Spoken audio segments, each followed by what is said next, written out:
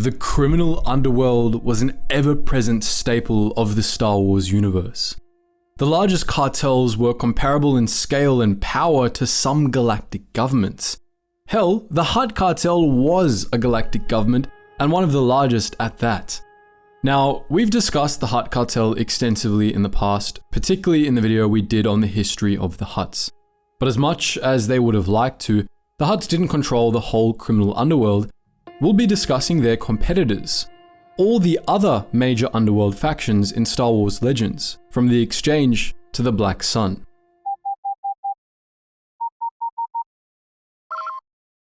Attention, Sergeant on deck!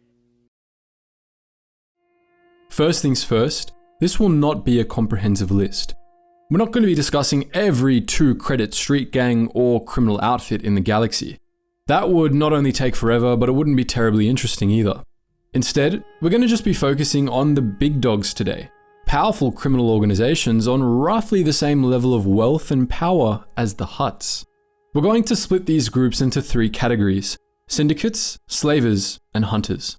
Syndicates are the big criminal enterprises with operations similar to those of the Hutt cartel. They were the power players of the galactic underworld with major roles in the black market, the spice trade, and just about every other profitable illegal activity. The slaver groups specifically made their money by capturing and selling slaves. The syndicates did this sometimes too, but there were other underworld factions that made it their whole business model, so we'll be discussing them separately. The last group, the hunters, are associations of bounty hunters and assassins. Some of these were legal, but their members often played major roles in the criminal underworld all the same. We'll start by discussing the syndicates. First up, we have one of the most powerful criminal cartels, the main rivals of the Hutts in their time, the Exchange. The Exchange seems to have ceased to exist by the time of the Clone Wars, but at its height, during the old Sith Wars, it was able to give the Hutts a run for their money in their own home system. Much like the Hutt cartel, the Exchange had its hands in just about every aspect of the criminal underworld, involved in the spice trade, arms dealing, slaving, smuggling, assassination, and good old-fashioned extortion. The Exchange was spread all across the Outer Rim, controlling large portions of the galactic economy through shell companies, and it had armies of assassins and slavers at its beck and call. The Exchange began as a secretive smugglers guild, originally growing by riding a wave of Republic expansion into the Outer Rim. As new colonies were founded in the remotest regions of the Republic, the Exchange set up shop on them, transforming many into profitable shadow ports. In this way, the Exchange made itself inextricable from the newly founded governments and economies of these new colonies, making it almost impossible for the authorities to root out. This made the Exchange very powerful very quickly, and it soon expanded from a simple smuggling operation to a galaxy-spanning cartel, with controlling shares in just about every aspect of the criminal underworld. The Exchange's strategy of expansion was a major advantage for it, but its success was also due to its decentralization. The Exchange's structure was very unusual for a criminal syndicate, and it was probably a holdover from the group's smuggler guild days. The Exchange was divided into cells, with most of each cell's interests located on one planet. These cells were essentially cartels in their own right, with their own bosses and methods of operation. Some cells operated primarily through front companies, such as Telos's Bumani Exchange Corporation. Others operated more or less out in the open, as with Davik Kang's cell on Taris. The bosses of these cells reported to sector chiefs, which oversaw exchange operations across wide swaths of space, who, in turn, answered to a single leader called the Compeer. These upper echelons of the Exchange command structure were very secretive. Not even the bosses knew the identities of the Compeer or sector chiefs, as high-level communications were carried out through encrypted channels. Neither the Compeer nor sector chiefs had criminal cells of their own. Rather, they lived normal lives with their true identities known only to each other. This command structure made it very difficult for the Exchange to ever be truly decapitated, limiting what the authorities or its rivals could do against it. The Exchange's peak came during the old Sith Wars, which threw the Outer Rim into chaos and allowed the criminal underworld to further entrench itself across the Republic. With every war, the Exchange sank its claws into new systems. Before long, It was the second largest crime syndicate in the galaxy. The crime syndicate even became the de facto government on many planets. That wasn't to say the Sith Wars weren't without their setbacks for the exchange. Davik Kang was killed and his exchange cell was destroyed during the destruction of Taris, which dealt a major blow to exchange operations in a large slice of the Rim. This was because Davik had grown more powerful than the exchange bosses usually did. His control of crime on Taris made him ludicrously wealthy, and he used his wealth to start operations across a wide swath of space. Davik had a vice grip on the criminal underworld in the northern Outer Rim, edging all of his competition, the Hutts included, out of the region entirely. Thus, unlike with the death of ordinary bosses, Davik's death sent a shockwave through the exchange, severely weakening it for a time. This was the first time such a thing had happened to the group, but it would not be the last. Davik's operations were taken over by an even more powerful exchange boss, a mysterious man named Goto. Goto was the boss of the Nar-Shaddaa cell, which under his leadership had become the most powerful faction in the exchange. Ruthlessly efficient and highly skilled at beating the Hutts at their own game on their home turf. Goto became so powerful that he was able to effectively take over the entire exchange. The bosses of exchange cells on planets as far-flung as Telos answered to him, and if Goto answered to a sector boss or compeer, he didn't show it. Goto was a criminal mastermind, able to predict and orchestrate events on a galactic scale. In just a few short years, he took over the economies of entire sectors, having anyone who he saw as a threat assassinated or captured.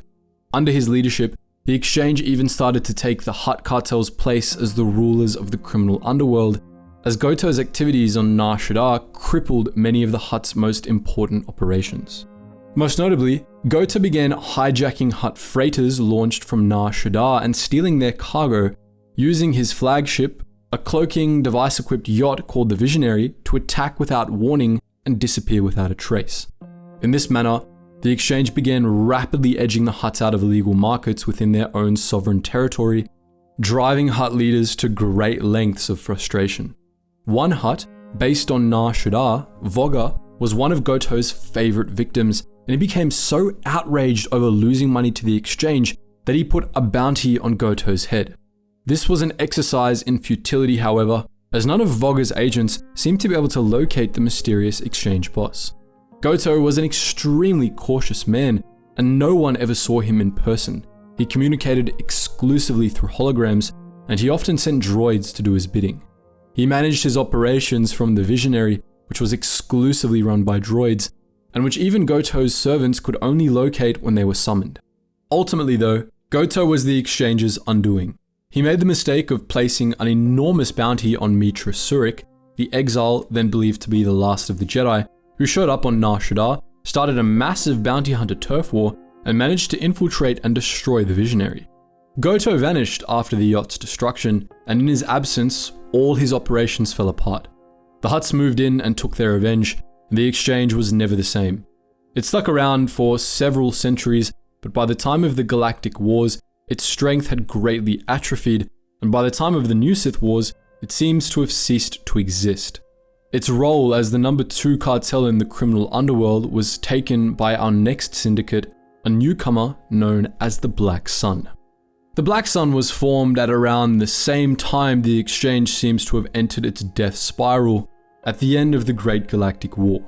In that war, the Sith carried out the sacking of Coruscant, which threw the galactic capital into utter chaos. The lower levels descended into anarchy, and as they did, formerly small-time groups of gangsters started to take the government's place, seizing control of whole city sectors. These gangs allied under the banner of a single cartel and became a new government of sorts, and they actually received the support of many underworld dwellers. These people had a saying they used to justify their support for this new cartel, which ultimately gave the group its name: better a Black Sun than none. The Black Sun rapidly grew in power, and the Senate moved to stop it too late. By the time the Republic had taken notice of the new cartel, it all but controlled the Coruscant underworld. And as the Black Sun took over criminal enterprises on Coruscant, this allowed it to spread far and wide across the galaxy. The cartel grew in the exact opposite way as the exchange had. Instead of spreading from the Outer Rim into the core as Republic authority was weakened, the Black Sun spread from the Republic's heart outwards.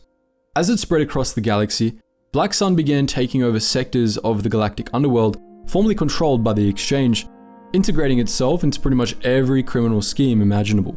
They sponsored smugglers, ran spice rings, traded in illegal weapons and slaves, and in general, if something was illegal, Black Sun was involved. On planets with weaker governments, Black Sun would often move in to fill power vacuums, much as the original Coruscant branch had. Like the Exchange before them, the Black Sun ultimately became the main rivals of the Hutts, the second largest cartel in the galaxy. By 33 BBY, Black Sun had thoroughly integrated itself into the galactic economy, becoming so powerful that it was practically a government in its own right. They had armies of tens of thousands of soldiers, starfighters designed exclusively for their use, and even fleets of warships. Black Sun operations stretched from the core worlds to the farthest reaches of the Outer Rim, from Coruscant and Raltir to Ord Mantell and Mustafar. The cartel's operations were divided into 9 subsections, each led by a Vigo, each of whom was a powerful crime lord in their own right. The Vigos, in turn, answered to a single leader known as the Underlord. Unlike the leaders of the Exchange, the leaders of the Black Sun operated out in the open, to their eventual detriment. The Vigos became some of the most powerful beings in the galaxy, and in the years before the Battle of Naboo, they came under the rule of an especially powerful Underlord, Alexi Garin, a Force-sensitive who had been rejected by the Jedi Order for being too old. All of this attracted the attention of the Sith, who feared the Black Sun could be a threat to the Grand Plan. To weaken the organization, Darth Sidious sent Darth Maul to eliminate the Black Sun's leadership. Maul stormed the Black Sun complex on Raltir and killed all 9 of the Vigos, as well as Alexi Garin and his Night Sister bodyguard. With their deaths, the cartel descended into chaos. By the time of the Clone Wars, the Black Sun had started to recover, now under the leadership of a group of fallen gangsters, but it wasn't until the Dark Times that Black Sun truly began to rebound. Shortly after the rise of the Empire, the fallen Prince Xizor became the new Underlord of the Black Sun, and under his rule, the cartel became even more powerful than ever before. One of the richest beings in the galaxy, Xizor was both the heir to the fortune of Fallen's royal family and the owner of a lucrative shipping firm, which granted him incredible influence and allowed him to become one of the most powerful beings in the galaxy. He also cozied up to the Emperor, making Black Sun an ally over the Sith instead of a potential threat, which further insulated his power. Unfortunately for the Black Sun, however, Xizor came into conflict with Darth Vader, and in 3 ABY, during a 3-way skirmish between Rebel, Imperial, and Black Sun forces at Coruscant, Vader took his chance to have Xizor's Skyhawk blown out of the sky by Imperial forces. With Xizor dead, Black Sun crumbled once again, this time around undergoing an all-out civil war that quickly destroyed the base of power Xizor had built. Several factions of Black Sun emerged after Xizor's death, but none of them were particularly powerful, and it would take a full 20 years just for Black Sun to get on its feet again. Even when they did, they were still a mere shadow of what they had been under Xizor. Next up, let's move on to the Pyke Syndicate, the galaxy's most well-known drug dealers. These spice dealers had connections all across the galaxy, and they controlled spice production across a number of worlds. The Pyke Syndicate was led by the Pyke family, and most members of their species, also known as the Pykes, were involved in their operations. Their homeworld was Obadiah, a world of obsidian cliffs and constant fog, which was located in close proximity to Kessel, which was likely what gave them such an ironclad grip on the spice trade.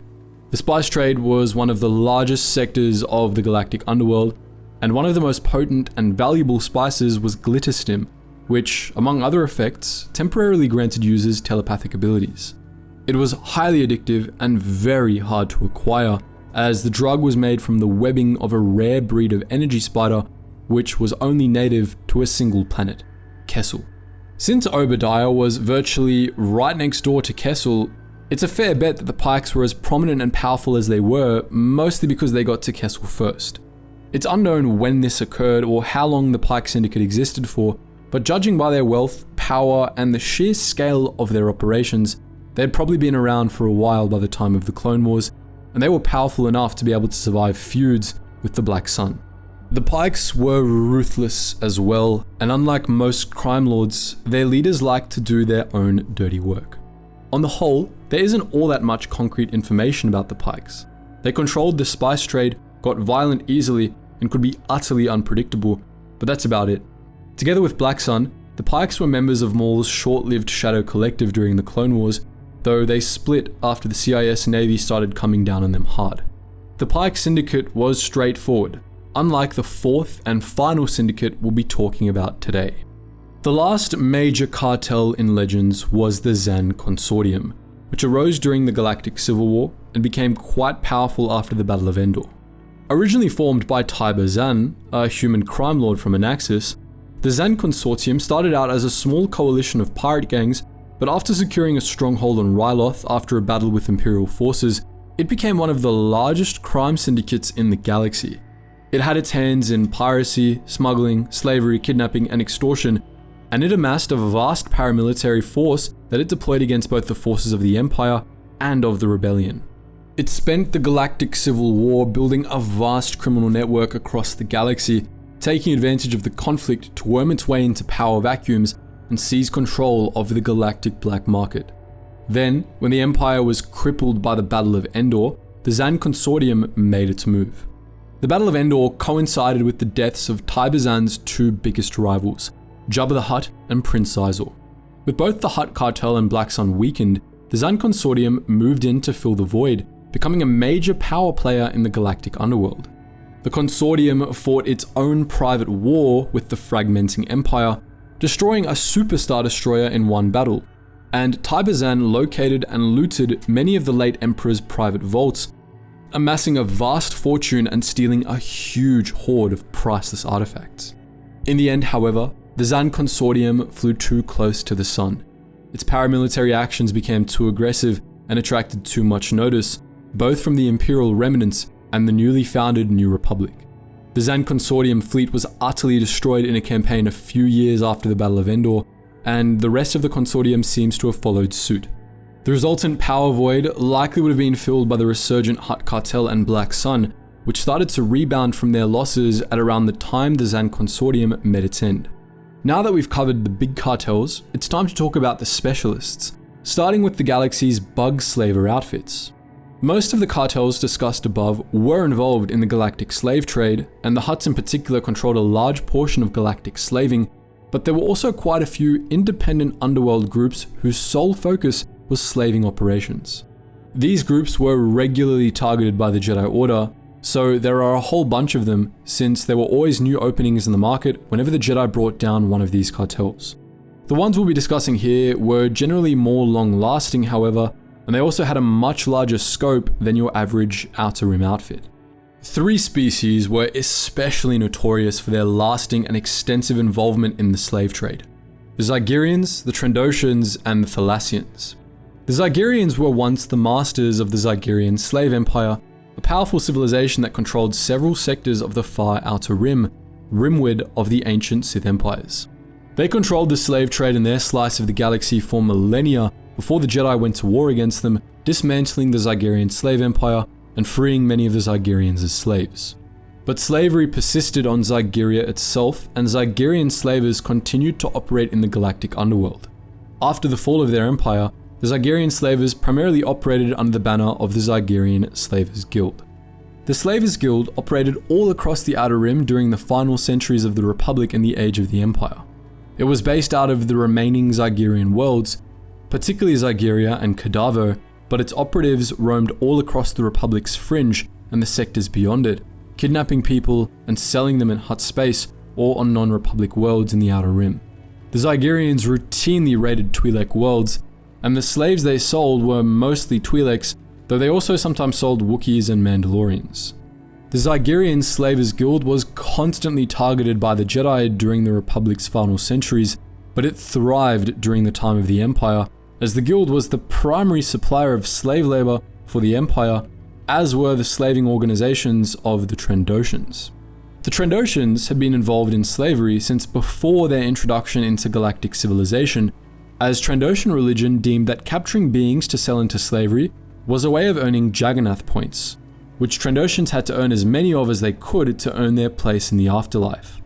Thus, even though Trandosha itself was located within Republic space and was thus ineligible for use as a headquarters, there were still a ton of Trandoshan slaver organizations, some operating beyond Republic space, and a bold few even raiding remote Republic worlds in the mid and outer rims. Throughout galactic history, the Trandoshans were heavily involved in slaving operations on Kashyyyk. They participated in the large-scale, institutionalized slavery of the Wookiees during the early Sith Wars and under the Empire, and smaller slaver groups carried out clandestine raids on Kashyyyk, even during the height of the Republic. But Trandoshan slavers also operated much farther afield. Many Trandoshan slaver gangs were based in Hutt space, and Jabiim in the Outer Rim was one of the many remote worlds targeted by Trandoshan slavers at one point or another.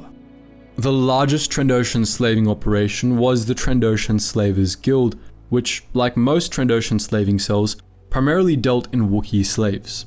Two other especially notable outfits, both of which also targeted the Wookiees, were an unnamed guild that acted as privateers for the CIS during the Clone Wars, and the Black Scale Clan, which ruled over Kashyyyk during the Imperial occupation of the planet.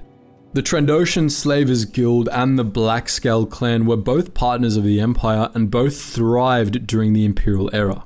Black Scale Clan was granted a monopoly over slaving operations on Kashyyyk by the Empire, which it managed from a compound near Kachiro and from the space station Avatar orbital platform. Whereas the Slavers Guild oversaw operations on Alaris Prime, a Wookiee colony world elsewhere in the Kashyyyk system, and possibly on other Wookiee colonies as well. All Trandoshan slavers that were involved with the Wookiee slave trade were subjected to deservedly harsh crackdowns after the rise of the New Republic. During the Imperial era, the territory of the Trandoshan slavers overlapped with that of another major slaving outfit, the Mytaranor Slaving Council. This group's operations were generally limited to the Mytaranor sector, where Kashyyyk and Trandosha were located, but the council hired bounty hunters to abduct slaves from all across the galaxy, and they were one of the galaxy's most successful slaving outfits due to their low prices and wide variety of species they trafficked in. Unlike the Trandoshans and Zygerians, who were involved in slavery for cultural reasons, the Mytaranor Slaving Council saw slavery as a business, and the group's leadership was composed of beings from various species. They started out selling slaves to mining corporations operating on Mytaranor during the early Imperial era, but they expanded greatly during the Galactic Civil War, selling slaves to whoever sought to buy them. The Council's mobile headquarters was the dungeon ship Vanquisher, and they trafficked Gamorreans, Quarren, Mon Calamari, Gregorians, Wookiees, and Bothans, among many others. The Council's operations were tolerated by the Empire, but they were strongly opposed by the Rebel Alliance, which presumably crushed it either before or after it became the New Republic. A similar operation, known as the Nar Shaddaa Labor Alliance, operated out of Nar Shaddaa during the Sith Wars. This was the largest of a great many slaver outfits active on the Smuggler's Moon, with others including the Red Eclipse, a Dark Wars era group composed of Trandoshan and Weequay slavers. Then there's the Thalassian slavers, the last species-based slaving outfit we'll be talking about today. The Thalassians are one of those groups that gets mentioned all the time in Star Wars media, but is rarely seen directly, so definitive information about them is a bit scarce. However, we do know that they had a slaver civilization similar to the Zygerians that operated out on the galaxy's far northern fringe, in wild space, and we also know that the Thalassian slavers were prolific, brutal, and rightfully feared. The Thalassians, as a species, were native to the remote wild space planet Thalassia, and their slaving organization appeared to have some sort of political power back home, as the leader of the Thalassian slavers was titled the Blood Prince of Thalassia. These guys prowled the Outer Rim looking for victims aboard a pirate fleet of stolen warships, attacking ships they found roaming in the remote parts of the galaxy and kidnapping their crews to sell as slaves. Thalassian slavers were ruthless and cruel, and at one time their operations nearly drove the Snivian species to extinction. The Thalassians were prolific, with operations spread far across the galaxy. During the final years of the Republic, they were powerful enough to be able to bribe a group of senators into allowing them to operate on those senators' homeworlds. These were Senator Tikez of Mon Calamari, Senator Denry Ledwello of Erkit, Senator Bufus Ritzamas of Tilchorios, and Senator Wuja Wojane of Pydia. These planets were spread far across the galaxy's northeastern quadrant, and they give a general idea of where the Thalassians operated. This territory overlapped with that of the Zygerians, with whom the Thalassians regularly competed. The Thalassians, like the Zygerians, also had dealings with the CIS, and the Thalassian slavers acted as mercenaries for one of the Separatist holdouts after the end of the Clone Wars. The last major slaver organization we're going to talk about was the Crucible, an enigmatic and far-reaching group that operated during the old Sith Wars. It had its origins during the golden age of the Sith, when the Sith Lord Eldis founded it as an arm of the original Sith Empire. The Crucible was founded to prowl war zones and kidnap refugees en masse, transporting them to slave pits where the refugees would be forced to fight one another to survive until their minds broke and they became remorseless killers. The goal of this program was to convert the inevitable floods of refugees generated by war into standing armies loyal to the Sith. But after the Sith Empire was destroyed, the Crucible took on a new purpose. It continued to operate in much the same way, but it became a part of the galactic underworld, losing its old Sith ties and selling its slave warriors to the highest bidder. The Crucible expanded its operations into Republic space, where it quietly operated for 1,000 years. The organization retained some ideological principles inherited from the Sith. For instance, the members of the Crucible believed that the strong were superior to the weak, and members of the organization could rise through the ranks by killing their superiors. As the Republic descended into a period of war and chaos, enduring the First Great Sith War and then the Mandalorian Wars, the Crucible thrived, abducting countless beings from the planets ravaged by the Sith and Mandalorians. During the Mandalorian Wars especially, which saw trillions of beings made into refugees, the Crucible's wealth and power reached untold heights. However, the Crucible was ultimately dismantled by former Jedi Zann Consortium and his allies, one of whom was a former victim of the organization. Carrick and company killed the Crucible's leaders, and the organization fell apart soon after. Now it's time to move on to the third and final set of Underworld organizations, the Hunters. This sector of the Underworld was dominated by the Bounty Hunters Guild, which most major bounty hunters across the galaxy were members of.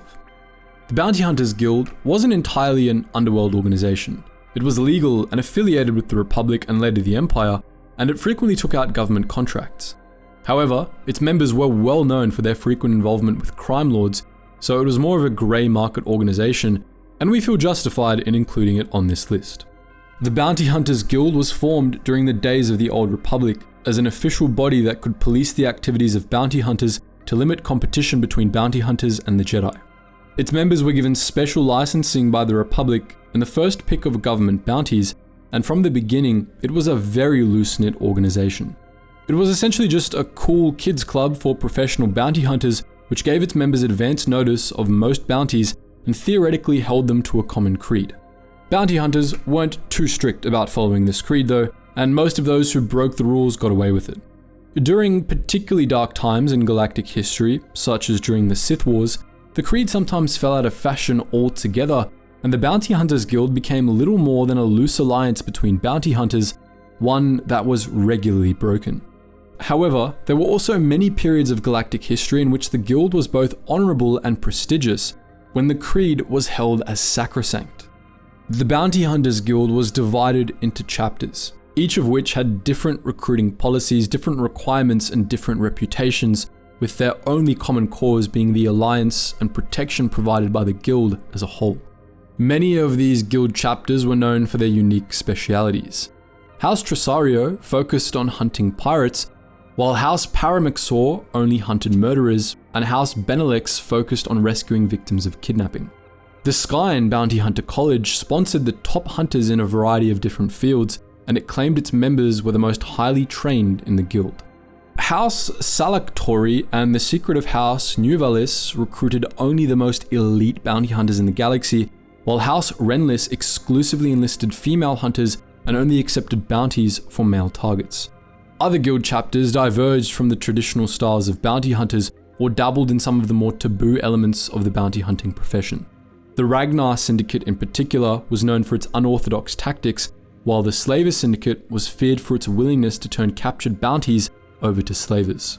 The Mantis Syndicate was completely lacking in subtlety and specialized in mass hunts, usually sending full battalions of hunters after swoop gangs and other large groups. One of the most powerful chapters in the guild was Crimson Nova, an infamous band of rogues that specialized in hunting Jedi. Officially, all chapters of the Bounty Hunters Guild were under the purview of the Senate, but as Crimson Nova and the Slaver Syndicate exemplified, that didn't stop chapters from bucking Republic law now and again. A particularly notorious example of this came during the Clone Wars, when Separatist leaders posted several massive bounties on the Jedi. The guild as a whole forbade its members from taking those bounties, but many hunters went ahead and took them anyway. Crimson Nova even started publicly handing out Jedi bounties to its members in defiance of both guild leadership and the Republic. The Dark Wars featured another prime example of the guild's ineffectiveness at reining in its members. That was a time when rampant lawlessness and the ongoing implosion of the Republic led to the guild becoming more of a haven for outlaws than a professional organization, to the point where the guildmaster at the time, a Trandoshan named Vosk, got tired of it all and quit. During the Dark Wars, the crime lord Goto posted a bounty on any surviving Jedi with a reward so high that the recipient could purchase a whole planet with it. While Goto stipulated that he wanted the Jedi brought to him alive, many bounty hunters nonetheless took his bounty as permission to kill all Jedi. The best bounty hunters of the era, including the Wookiee Hanha, the Huntress Mira, the Twin Suns, an army of Duros called the Zhug Brothers, the HK-50 assassin droids, and an entire tribe of Gand joined the hunt and ended up fighting each other in a massive bounty hunter war when the Last Jedi finally revealed herself. A similar conflict actually ended up destroying the guild completely shortly after the Battle of Yavin. Under the Empire, the guild became more powerful than ever before, as the Empire supplied it with a healthy stream of high-paying bounties to claim. However, a lot of the credits that poured into the guild in this period went right into the coffers of the guild's old guard, a faction led by the Trandoshan Kratos, the guildmaster and father of Bosk. A lot of the younger bounty hunters, including Bosk himself, resented this, viewing the older hunters as weak and soft. When Boba Fett joined the guild after years of avoiding it in 1 ABY, these upstarts found themselves a leader, and the bounty hunter wars erupted. In the span of a few months, the guild tore itself apart. Many weaker hunters were killed, and Kratos himself was killed and devoured by his own son. This worsened the reputation of bounty hunting as a collective to the galaxy at large, but it made the surviving bounty hunters much more useful to the Empire, which no longer had to sift through weaker bounty hunters to find those who could get the job done. The guild ended up reforming after this, but it was never quite as strong as it had been before. The Bounty Hunters Guild more or less had a monopoly on bounty hunters, and its underworld cousin, the Assassins Guild, had a similar monopoly on assassinations. But there were a few members of both groups that were part of separate organizations. The most infamous of these alternative bounty hunter syndicates was the GenoHaradan, a secret society of bounty hunters that spent millennia manipulating galactic politics for its own ends. Usually to ensure the survival of the Republic, which the GenoHaradan considered weak, yet stable, easy for them to control, but unlikely to descend into chaos. The GenoHaradan had originally been formed in the Tyon cluster by Zim the Despot to act as his personal secret police, eliminating rivals, threats to his rule, and dissidents. After the defeat of Zim's empire in a war with the Hutts, they were believed to have been wiped out. Instead, they had actually just gone underground. The GenoHaradan essentially became secret police for hire, eliminating opponents of whoever was wealthy or ambitious enough to make use of their services. Over time, they became very selective in their clients.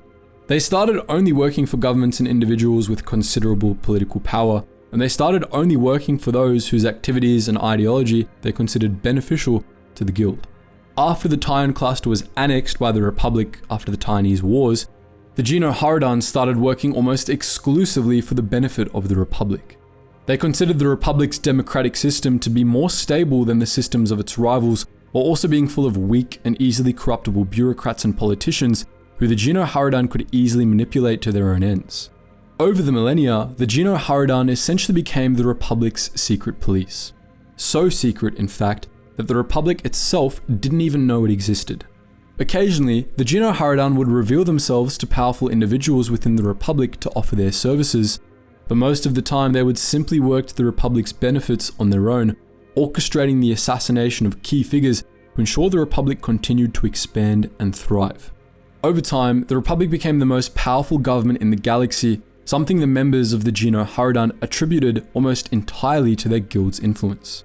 The GenoHaradan operated in absolute secrecy, recruiting only the best bounty hunters and assassins in the galaxy. They specialized in eliminating their targets in ways that looked like accidents or coincidences so that none would suspect foul play. Originally, the GenoHaradan was led by a single guildmaster, but after the group reformed into the Republic's secret police, it switched to a new system, according to which it was led by 4 overseers, each of whose identities would be secret from each other. These overseers only interacted through agents and intermediaries, and like the sector bosses of the exchange, they lived ordinary lives, keeping their true identities a closely guarded secret. At the time of the Jedi Civil War, the 4 overseers were the Gamorrean big game hunter, Vaughn Dasrad, the Selkath antiquities merchant, Ithorak Guldar, the mysterious shapeshifter, Rulan Prolik, and the Rhodian spy, Hulas. The GenoHaradan continued to support the Republic over the course of its entire history, but by the end of Republic history, the group seemed to have declined somewhat. By the Republic's final century, the continued existence of the GenoHaradan had become public knowledge, and the group seemed to have split into sects. By the time the Republic transformed into the Empire, the group was presumably no longer in existence. So that's our look at the power players of the Galactic Underworld. But what do you think? Which of these Underworld factions do you think is the coolest? Let us know all that and more in the comment section below, and as always guys, thank you so much for watching, and I hope to see you in the next video.